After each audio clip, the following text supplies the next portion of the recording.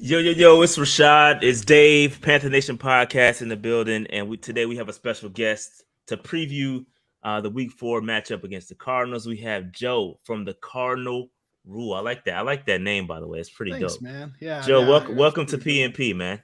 Hey, man, I really appreciate you guys having me. Sincerely, thanks for having me with you guys.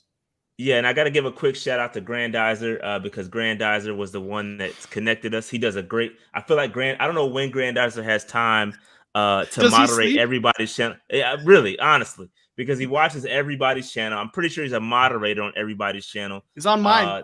Yeah, for sure. He's on. Wow. I know. He's a moderator for all the NFC South folks too. So I don't know when he has time to sleep. But the guy's Panthers great. too, because he be hopping everywhere, bro. I have a friend who's a Rams content creator, Payo Time. He's moderator for him. Dude, Grandizer I does such a great service to this community. You know what I'm saying? Like he's 1, in there. 1,000%. If y'all need to appreciate him. I know you guys do, but in the chat, definitely give him a shout out whenever you see him there, because he's all the stuff you see him doing to support this podcast. He's doing it in my live stream and a half a dozen other that I know of and others I don't even know about. And I know Rashad and Dave will say this, like, definitely appreciate all he does to help support what we're doing. 1,000%, because he like pumps our Patreon, like giving. I mean, the dude is great. Yeah. He's great. I need to mail him a check. But yeah, he's awesome. And Grandizer, we do greatly appreciate you, sir. Because I have a hard time finding all the content creators, and rest assured that right after our show, he's gonna message me on Facebook saying, "Hey, you need to reach out to," and he'll give me a list of like 3 or 4 people to reach out to, and I'll reach out to him, and instantly that connection is made. So Grandizer, definitely appreciate that, man, for sure. All right, let's get into this game. Week 4, Arizona Cardinals coming to Bank of America Stadium. It is going to be a pretty wet game because we are expecting some rain, got a hurricane, a tropical depression, whatever you want to call it, on the way to Charlotte. Should be here Friday and Saturday. So I'm pretty sure it's going to rain a little bit during the game. But the Cardinals, Joe, talk to me. Random fact about that storm. Winston-Salem State canceled their homecoming. Now, I got to tell you guys, I live in Georgia. Like, I'm from Arizona, but my career's brought me to Georgia. I'm in South Georgia, so we're probably not going to get too much, but man, that storm's going to skirt by us. But yeah, man, here in the region, it's going to be wet for sure. Yeah, it's going to be wet, and I think it's going to impact the game a little bit. We'll see. We have a late game, so it may scoot on out of here. I don't know. But we got the game's at 4 o'clock. It's a 4 o'clock game day. 4:05. Yeah. Interesting. Yep. Considering Charlotte. Game. Yep. They did the Cardinals a favor there. So all right, talk to me about the Cardinals. I mean, you guys are 1-2 right now. I looked at some stats and I'm like, there's some interesting things I can nitpick. But before we get there, kind of give us level set where we are with the Cardinals, up and down, not starting fast. I mean, what is the problem with the Cardinals right now? So it depends on who you ask. You ask some fans, they're going to say it's the coach, because a lot of fans are down on the coach. And I know y'all are in a similar situation. Tell me about it. Right? Listen, as much as you are probably hearing fire Matt Rule talk, we're hearing fire Cliff Kingsbury talk, even though he just got an extension, and had a 10-win season last year. Some people think it's on the coach, but, you got DeAndre Hopkins, right, who's out suspended. Obviously, when you're missing a receiver like him, that's a big impact. They've lost some players in the offseason, but replaced them with some more budget kinds of players. So, I think a lot of fans are frustrated, and they just feel like it's a general manager that didn't do a good job building the roster. When I look at it, I'm a little more optimistic. I think there's some things that are just kind of started slow. I was saying this on my live stream last night. When you watch the Cardinals games, it doesn't feel like an offense that's just awful in terms of like throwing interceptions everywhere. Kyler's got 3 touchdowns, 1 interception. What it feels like is an offense that's just like this far from making it work. You know what I'm saying? They get a drive going, and then they get a penalty, and it's a 3rd and long. They get a drive going, they get a sack, and they got a punt. They just miss a throw, but it's like things are moving, and it just feels like they're just barely missing it. So the hopeful read is what's going on is the offense is just kind of just sputtering, and has just got to clean up some of the little things. The defense is a little bit more tricky. They let Chandler Jones walk, and their pass rushers, Dennis Gardeck's playing well in terms of his PFF grades, but doesn't have any sacks. They've got no sacks from the outside linebacker. They've got 2 sacks from J.J. Watt, but they're having a hard time getting pressure. Their cornerbacks have been injured. Where's the pass? Y'all sound like us. I was gonna say what you're saying, like even from the offensive side, like what you're saying, like a missed throw here, like the offense isn't clicking. It's basically the same. Their offense. I've watched them. Their offense is much more clickier than ours. I will say. Of course, they have Kyler. They have Kyler, and they have guys that have been in the system for a little bit. So obviously, with us, we have a new offensive coordinator. We have Baker Mayfield, who didn't get much time to prepare because he was splitting reps in some pseudo quarterback competition that Matt Rule created. Listen, as hard as I am on Baker, like I understand it, and nobody's pounded the table more for him to get more reps than me during training camp because I was there. So I understand the plight that he is up against. I get it, but he has to play better. Baker has to play better for this offensive kick. We got into a big Twitter spat yesterday regarding DJ Moore and whether he's a good route runner or not. I've seen Baker Mayfield miss DJ Moore egregiously. And it's not, you can call it route running, whatever. And I'm not here to say that. I've never said DJ Moore was the best route runner in the world, but when the guy is open, you got to hit him. And that's what we're missing right now. I feel like what you're saying is absolutely, we're this close. We're like a pass or two away from this offense really clicking. And I think we're going to get there sooner. I think we're going to get there in the next couple of weeks. I just don't know if Matt Rule has the time to wait for that to happen because he's essentially on the hot seat. Yeah, no, that makes a lot of sense. Sorry, go ahead, Dave. So with regards to your head coach, I'm going to be honest, man. I never was a Cliff Kingsbury guy. I questioned why he got hired. I didn't think he did enough in college. Like we talk about how we felt like Matt Rule didn't do enough in college, right? Right. Because he didn't really do anything, but he turned teams around. Cliff Kingsbury didn't really do much of anything when he was in college at Texas Tech. Yeah. So it was kind of, So he could have won with Patrick Mahomes. So here's I'll give you the rationale for why they hired him. And I'm not saying it's a good rationale. You may not agree with it, but this is what the owner kind of said, right? So, one of the things you see in the NFL is like if you got a head coach like like Sean McVay, for example, right, who has a coordinator like a Zach Taylor who does well, someone comes and hires him away to be the head coach, right? Well, Michael Bidwell, the owner, said, instead of hiring a guy like Cliff Kingsbury as our offensive coordinator, letting him develop and having someone come hire him away from us, let's hire him as our head coach. Let him do his growing pains here, go with an offensive minded stuff coach. And in that third year, when someone else is hiring him away, instead of hiring him away, he's still our head coach. That was his strategy. Maybe he's trying to be too cute, but I agree with that. I agree with that strategy because we just went through this a couple years ago with Matt Rule. We always said, and I'll give them credit. I'll give the Cardinals credit for getting an offensive mind. We don't have a mind. Like we have a people motivator, a leader, a manager of people. Yeah, exactly. Yeah. That's what we have. This guy isn't particularly good calling either side. He just is a good manager, a manager of people. He's a people motivator, and so I get that.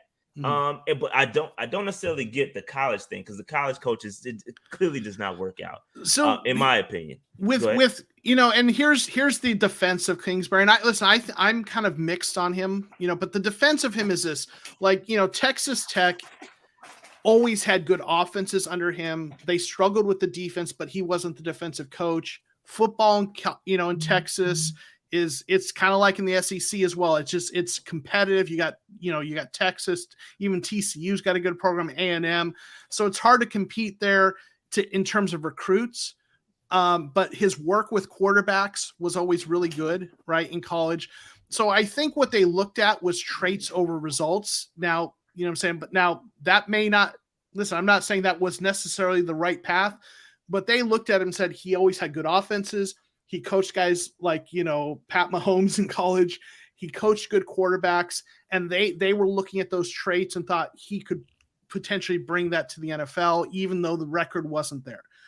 that's the defense. I understand if someone doesn't buy that, right? But that's the rationale, whether one agrees with it or not. Yeah, man, I don't know. I'm the college thing. There's too much history to show that these college coaches don't work out, and so that's why Dave was dead set against it. I was kind of maybe giving it a little bit, but I just don't. I'm not a fan of the college coaches. I mean, that's a great point because like there's a few that work out, but most of your best NFL coaches that come in and just kick butt right away are former coordinators, right? Guys that were offensive coordinators in good programs, defensive coordinators in good programs, step in at like in Green Bay, right? You know, and places like that, right? So I think there's something to be said there, right? Abby noticed it too. We talked about his camera before we went live. That's why I highlighted that because funny. I made a deal with my wife and she let me get the good camera. So nice. All right, so let's jump into because I got a couple of questions and I think I know the answers to these, but I want to hear it from a Cardinals perspective. Now the Panthers were on a 6-game winning streak against the Cardinals. We won 6 in a row. Remember, here's a question for you. You remember the last time we lost to the Cardinals at home? The 2015. No. The Jake Delhomme game. Yeah, the Jake Delhomme game, January 10th, 2009. 5 interception game. Yeah, I was 6 turnover game. Vividly. He's the one. Yeah, he's why. That's the game why I really don't like Jake. I can't. That's to me that was the best team we had. That was the best roster we had, and he threw it away. But I digress. And the last time we lost at home in the regular season was 2002. Yeah. It's been a while. So we won 6 in a row, 8-3 at home all time. And last year, obviously, we had the Cam come home game. I think you were laughing at the intro because I put that I'm back in the like great, I saw you laughing. Like I gotta watch this again. Great. Yeah. We didn't do that. We didn't do that just for you, just to be sure. clear. I was gonna say, sure. I know that's your normal intro. I know. I'm just messing with you. Yeah. All right. That's funny. All right. So talk to me because I thought I looked at a couple of stats here.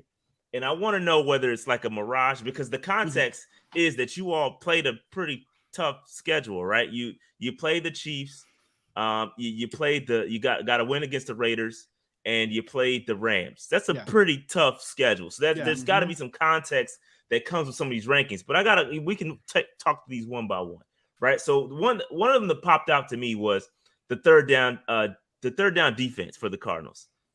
It ranks last in the league. Giving up about 51.885%. So about 50-50 on third downs. We, on the other hand, on our offense, we rank 31st in converting third downs, 27%. So something's got to give there. Can you talk to me about the third down struggles for the Cardinals? Is it a mirage? What's going on with the defense? So this is tricky because the question is how similar is this defense to what it was last year? Because last season, the Cardinals were really good in third and fourth down. They were like they had the epitome of the bend but don't break defense, right? They would give up a lot of yards, especially in the running game, and then in third and fourth down they would just tighten the screws, you know what I'm saying, and just lock it down. And this year, obviously, it's struggled that way. I think a lot of that probably goes to the Kansas City game. That's probably inflating that a bit because that was really bad. You look at the Raiders game. In the second half, right? In the second half against the Raiders, kept them 3 points they scored in the second half, like shut down the Raiders, right?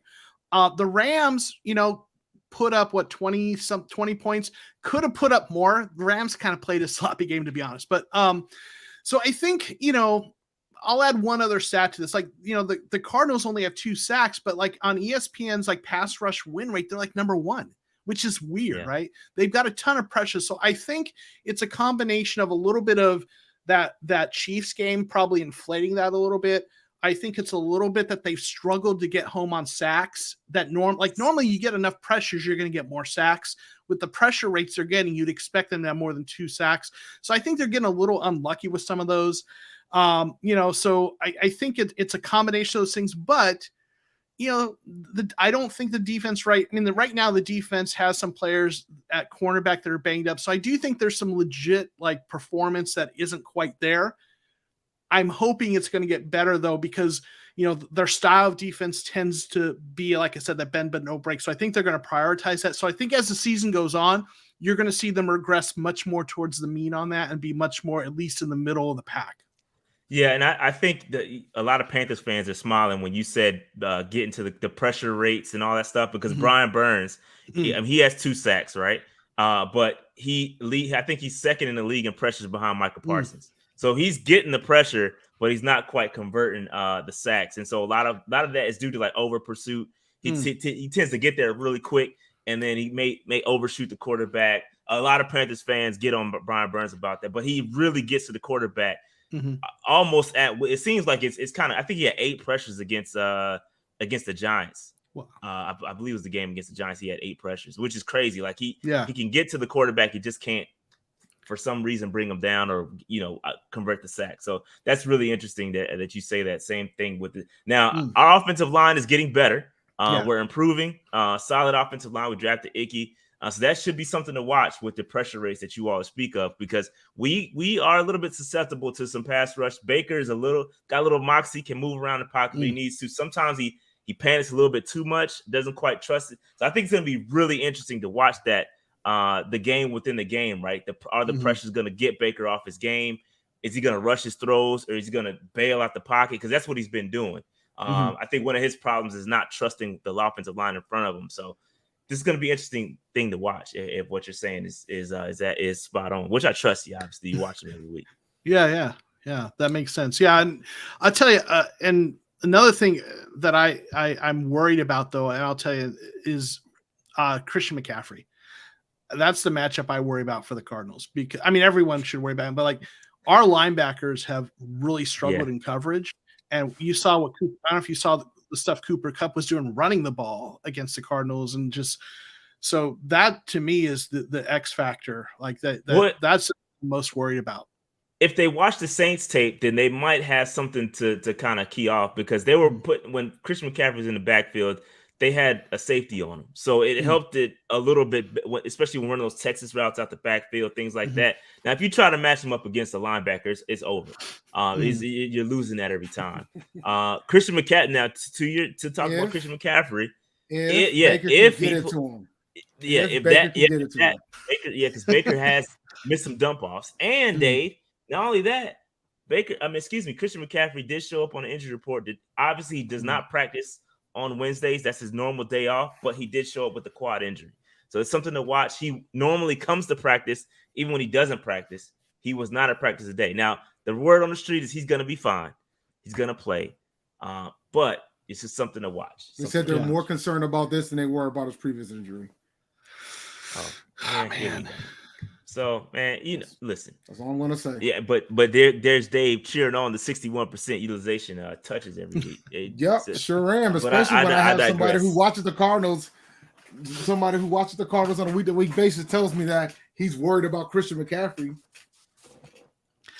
Listen, man, we've got good safeties, but I just don't feel like our defensive coordinator, Vance Joseph, has quite used them to their best of their strengths. And Isaiah Simmons is a guy based on his physical abilities and his intelligence should be able to match up with guys like Christian McCaffrey, but he's struggled in terms of how they've developed him and how they've used him. So I'm worried about how, even though we've got the safeties who could do it, I don't know that our defensive coordinator is going to really have the strategy that's going to effectively contain McCaffrey. Yeah, so talk to me a little bit more about the secondary too, because this is another matchup that we got to watch. There's another stat just in that you guys are giving up 281 passing yards per game. Again, probably due to Mahomes and whatnot. The matchups does matter. Got to add the context to that. But you rank 30th in the league in giving up that many yards per game. We, on the other hand, rank 31st in passing yards per game at 161. We're averaging only 161 yards per game. So this is another one where something has to give. Right, somebody's got to show up. I feel a pattern. Which one of us is not going to be crappy? Right, that's what I'm hearing. Right? Yeah. So, no, seriously. Yeah, no. So from my perspective, let me tell you kind of what's driving that the pass defense, the coverage kind of struggles. there's two things that I think I mentioned it earlier. Our linebackers, our defensive coordinator likes to use our linebackers in coverage, and our linebackers, if you look at our middle linebackers, their PFF grades are all under 50. Some of them are in the 20s. Yeah, Nick Vigil is having a horrible season. And they brought him in to be kind of that depth guy. So the linebackers got torched by the Chiefs, right, over the middle. So all those passes over the middle to the slot receivers and linebackers, to tight ends and running backs, our linebackers just aren't getting it done there. That's part of it. The other part is actually one guy, Jace Whitaker. He's a cornerback. I think played out of U of A. He's been on the Cardinals practice squad for a few years. He's been on the active roster now. His PFF grade, if you look, it's in the 20s as well. He's really played poorly. But he's had to play because Antonio Hamilton, a really underrated kind of journeyman veteran cornerback, had an unfortunate incident, burned himself in the kitchen, and he's been out. He's probably going to be back next week or two. We traded for Trayvon Mullen from the Raiders. He had kind of a toe injury. He's recovered from that, but he was active, but only played just a couple snaps, mostly special teams, because they're trying to get him acclimated to the system.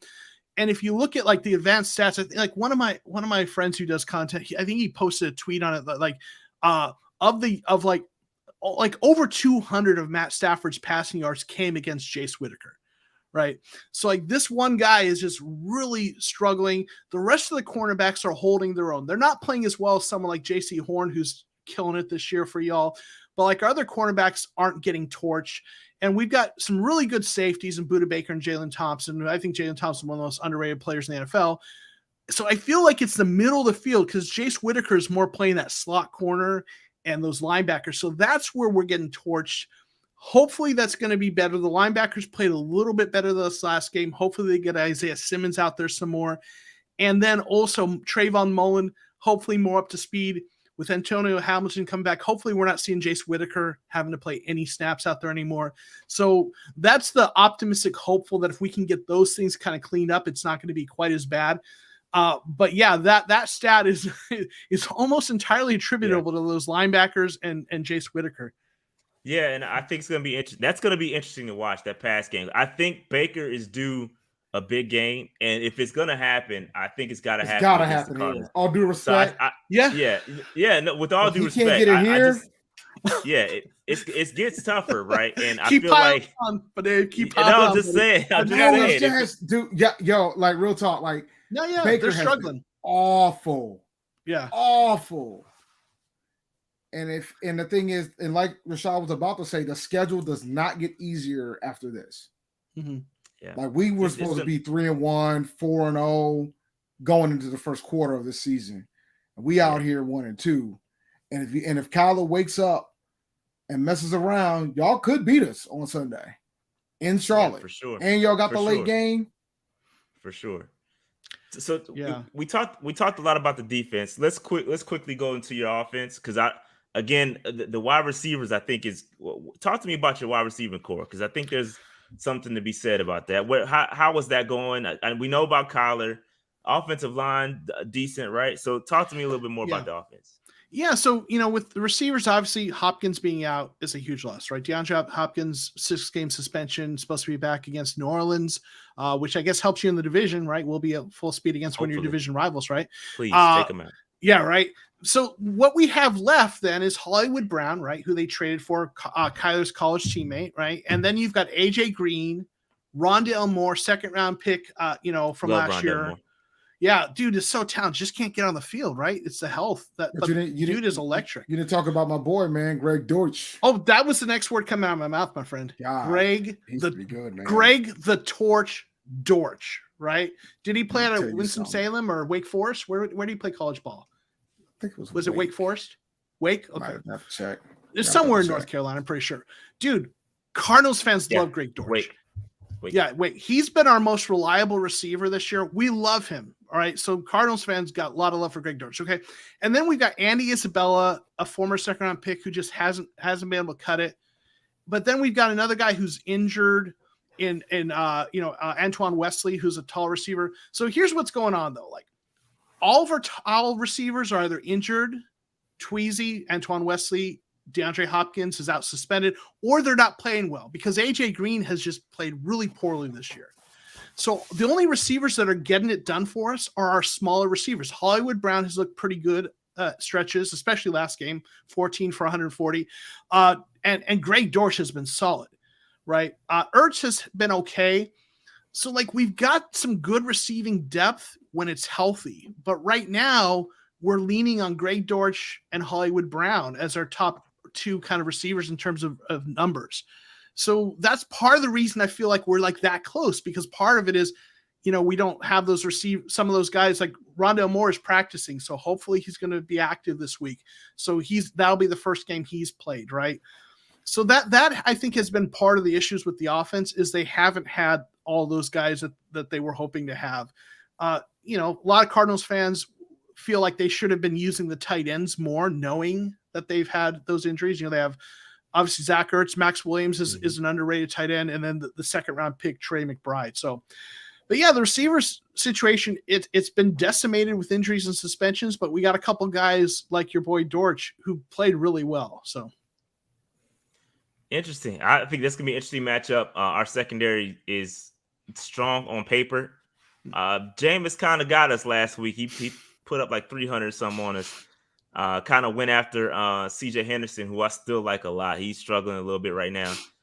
So it's going to be interesting to watch who he's lined up against, because he's giving up some big penalties, big pass interference calls. So it'll be interesting to watch that. JC Horn's locking up where he's given up 4 yards in the last 2 games. So whoever he's going up against, he might as well he'll probably go up against Marquise Brown. That's what I was thinking. Yeah, probably Hollywood. Whoever but it that is, means CJ Henderson is going to have a field him. day with Dortch, because depending on Rondale Moore comes back, Dortch is pretty much the 2 right now if you want to keep it a buck. So that means CJ Henderson is going to be on Dortch. Does Henderson play in the slot, though? Does Henderson play in the slot much? Because I was going to say they're doing AJ Green on the outside with Hollywood, and then Dortch in the slot.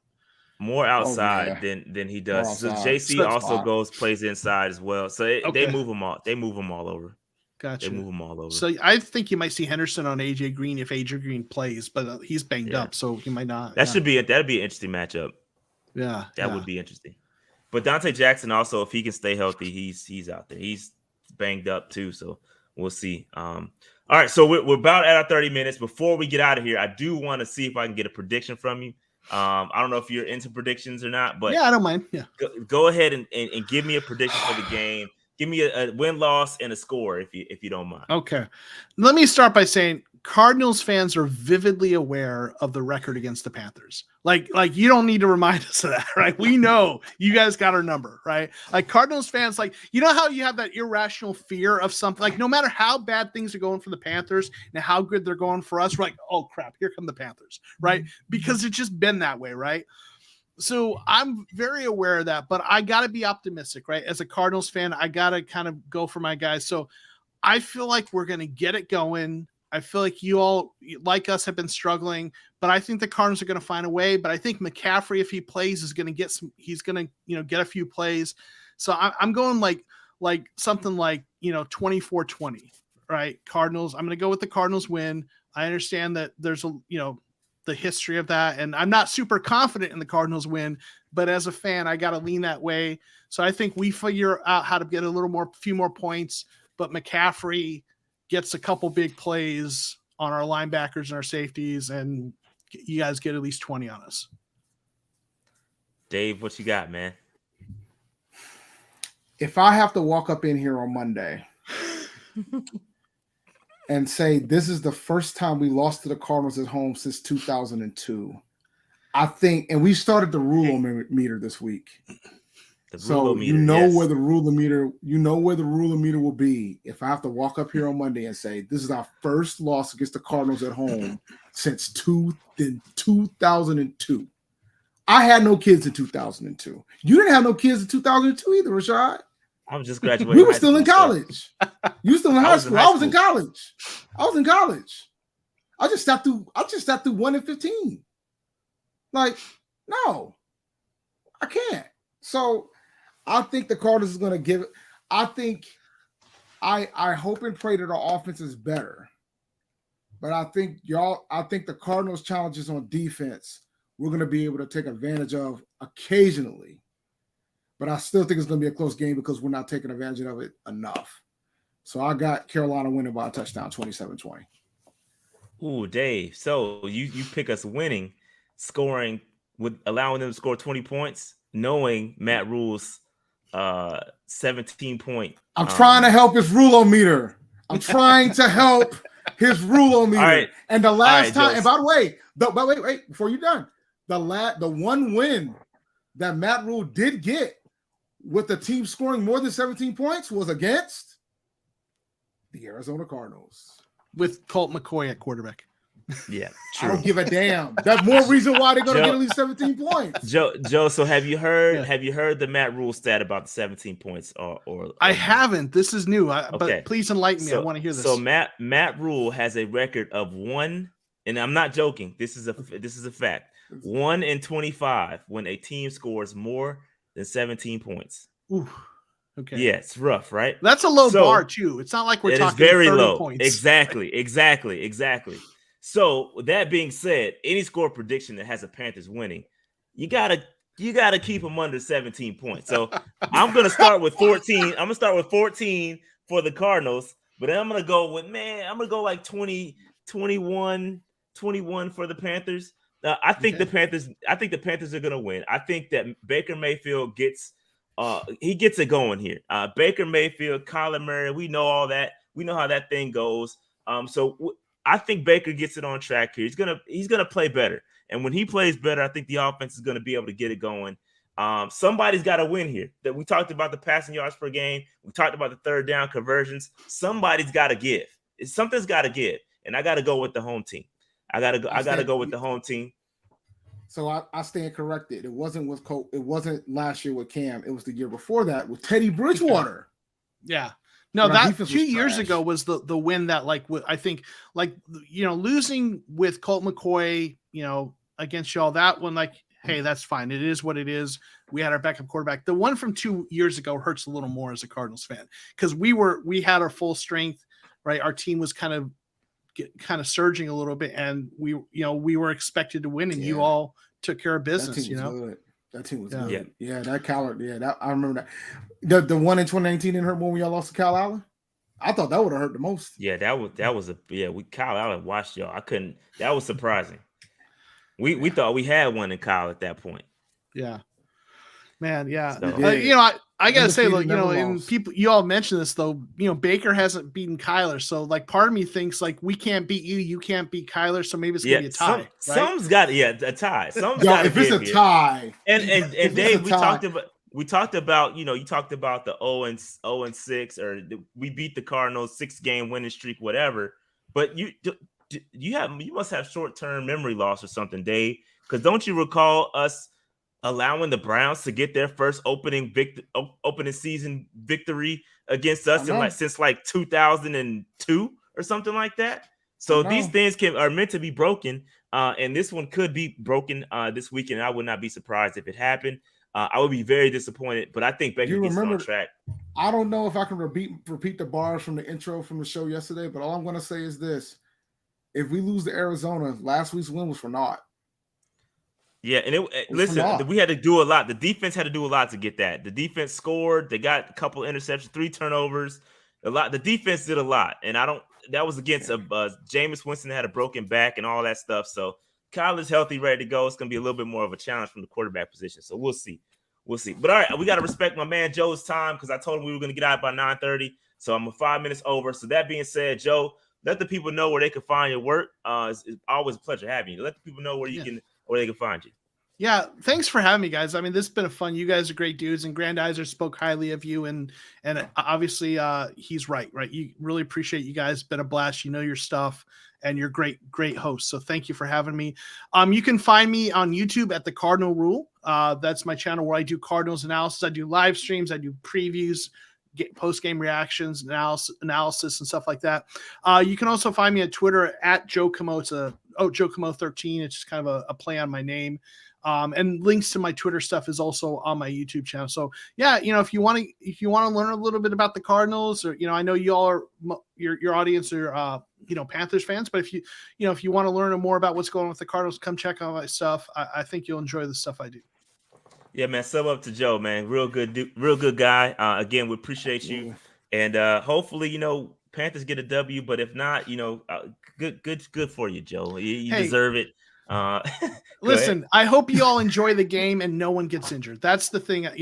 Good game, entertaining game. No one gets hurt, right? Well, I'll be at the game. Nice. I'm going to the game. And so we typically go live right after the game. So if you don't mind, we'll call you up. You want to hop back on, talk about it for a couple of minutes? That'd be great. Yeah. I do a live stream like at about 7:15, so I might not be. Gotcha. Okay. No, that's cool. Either way, if you want to come we'll jump on yours. We did that last. We'll jump through yours, whatever. Yeah, we did. We like to circle back around with our guys, especially if we win. If we lose, you might not hear from us. I can't promise. If we lose, if we win, hey, Joe, if we win, you will hear from me. Okay, I'm gonna hit you back up, and I'm gonna come on your show. Okay?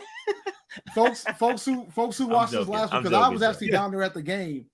So me and Rashad, it's rare that we do shows together. So we did a post game on the way back to the car about the game after the win.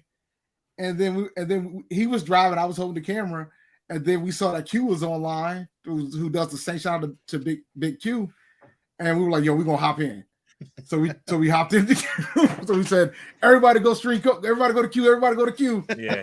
So we flooded the stream with Panthers fans. But Joe, I know we got to get out of here. Joe, we got to respect your time. I know, my bad. Yeah, appreciate it, man. So let's get out of here. Like, subscribe, notification bell, all that stuff. We out of here. Peace, y'all. Peace, guys. Have a good one.